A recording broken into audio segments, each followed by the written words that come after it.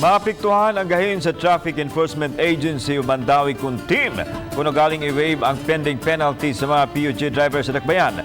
Samtang City Legal Office may tataw nga manginahanglan og ordinansa ang pagpapa sa mga ending penalties. Si Chelo Valiana sa report. Sa miaging tuig, moabot sa 20 milyones pesos ang nakuliktang multa gikan sa traffic violations, matud ni Attorney Regal Oliva. Mandawi City Treasurer nga ang traffic violation penalties gibutang sa trust fund sa Dakbayan nga mo'y gikuhaan sa suhulan sa mga traffic enforcer ug sa uban pa nilang panginahanglan. High-tech nga kahimanan sa Mandawi City Command Center.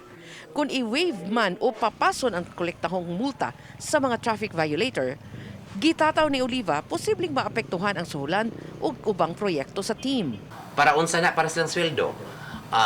And then para pod sa mga facilities that they need for the traffic, manning for the traffic. Laing gitataw ni Oliva nga dili mamahimong anam-anamon pagbayad ang penalties tungod kay gilatid sa balaod nga usahon ra kini pagbayad.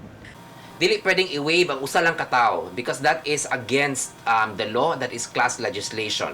So if you waive one, you waive all. Samtang wapay hangyo nga nadawat si City Legal Officer Nanita Layese kabahin sa pag-waive sa pending penalties sa mga PUJ driver nga mamasahero sa Dakbayan. Apan gitataw ni Layese nga ang mayor lang maoy bugtong makahukom niini uban sa pagduso og ordinansahon sa konseho nga magpapas sa mga bayranan nga multahan. Unsettled penalty sa city no sana nga i-certify nila. Well, as to the waiver of the penalties o kung sana ilang nakuan diya, it depends because it needs the act of the council.